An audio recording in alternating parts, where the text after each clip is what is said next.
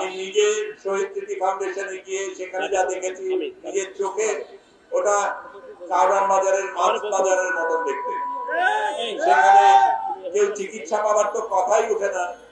কাগজ জমা দেবে কি করে যে এখানে টাকা পয়সার লেনদেন হয়, এখানে কে কোন ধরনের সুবিধা পাবে সেটা হয়, এখানে কোন কোন জায়গায় আলাদা করে কি কি সুবিধা কাকে দেওয়া যেতে পারে সেগুলির আলোচনা হয়।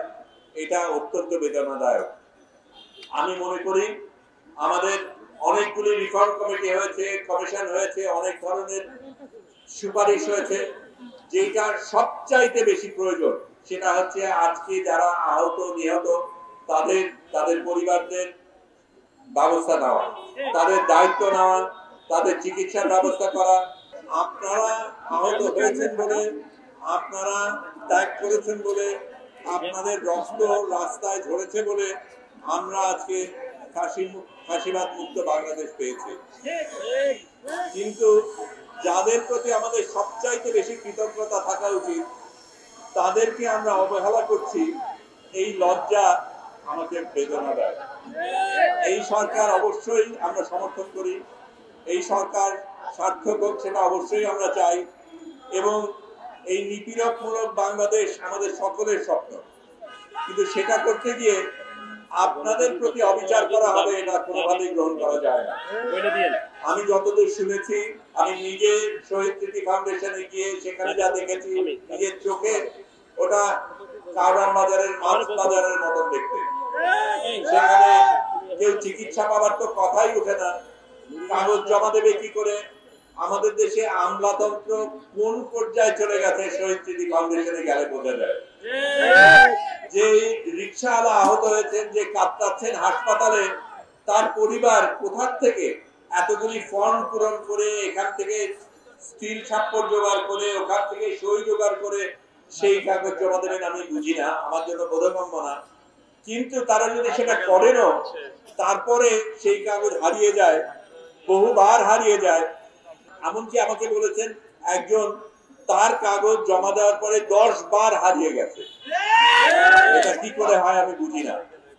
এটা যেই জিনিসগুলি আমাদের মুখে আসার কথা না, সেটা নিয়ে আমাদের বলতে হয়। আমি রাজনীতিবিদ নই, আমি ব্যবসায়ী নই, আমি সাধারণ জনগণ আপনাদের সাথে। কিন্তু আপনারা এই ত্যাগ করেছেন, সেটার উপকার আমি পাচ্ছি, আমরা সকলেই পাচ্ছি, পাবো আমরা আশা করি।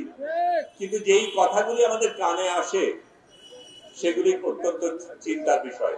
যে এখানে টাকা পয়সার লেনদেন হয়, এখানে কে কোন ধরনের সুবিধা পাবে সেটা হয়, এখানে কোন কোন জায়গায় আলাদা করে কি কি সুবিধা কাকে দেওয়া যেতে পারে সেগুলির আলোচনা হয়।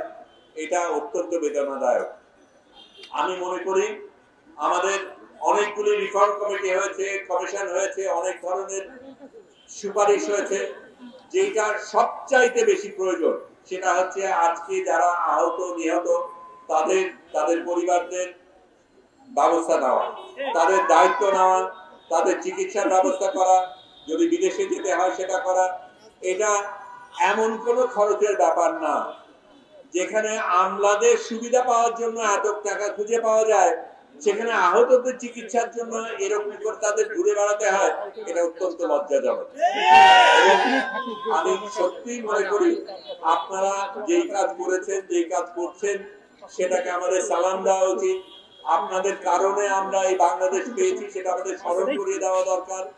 এবং যতদিন না প্রত্যেকটা মানুষ যে আহত হয়েছে, নিহত হয়েছে, সে তার সুব্যবস্থা হয়, যতদিন না যারা এটা করেছে তাদের বিচার করা হয়, যতদিন না সত্যিকারের অর্থে বৈষম্য মুক্ত বাংলাদেশ হয়, ততদিন আমরা রাস্তায় থাকবো, সংগ্রাম করবো, এবং আপনারা আমাদের সাথে থাকবেন।